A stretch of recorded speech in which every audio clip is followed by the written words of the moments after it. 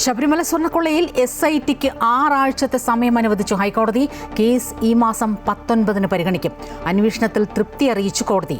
Devaswom board മുൻ അംഗം KP ശങ്കരദാസിന്റെ ഹർജി സുപ്രീം കോടതി തള്ളി. ബോർഡ് അംഗം എന്ന നിലയിൽ കൊള്ളയിൽ ഉത്തരവാദിത്വമെന്ന് കോടതി. ഡൽഹി കലാപ ഗൂഢാലോചന കേസിൽ ഉമർ ഖാലിദിനും ഷർജിൽ ഇമാമിനും ജാമ്യം നിഷേധിച്ച് സുപ്രീം കോടതി.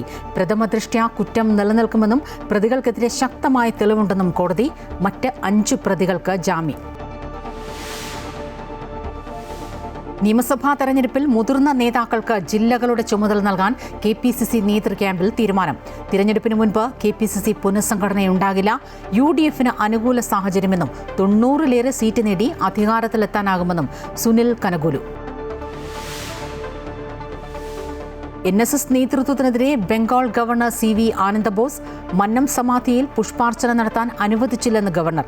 മന്നത്ത് സ്മാരകം എല്ലാ നായന്മാർക്കും അവകാശപ്പെട്ടതെന്നും ഒരാൾക്ക് മാത്രമാണോ കുത്തകാവകാശമെന്നും ആനന്ദബോസ്. ആരോപണം തള്ളി NSS.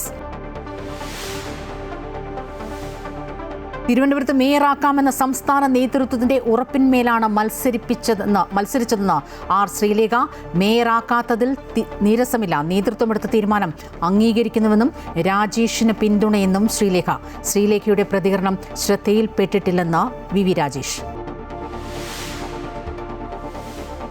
മെക്സിക്കോ, ക്യൂബ, കൊളംബിയ രാജ്യങ്ങൾക്ക് മുന്നറിയിപ്പുമായി അമേരിക്കൻ പ്രസിഡന്റ് ഡൊണാൾഡ് ട്രംപ്. മയക്കുമരുന്ന് നിർമ്മാണവും കടത്തും തടഞ്ഞില്ലെങ്കിൽ വെനസ്വേലയ്ക്ക് സമാനമായ നടപടികൾ നേരിടേണ്ടി വരുമെന്ന് ട്രംപ്. വേണ്ടിവന്നാൽ കൊളംബിയ ആക്രമിക്കുമെന്നും ഭീഷണി. ക്യൂബ സ്വയം തകരുമെന്ന് ട്രംപ്.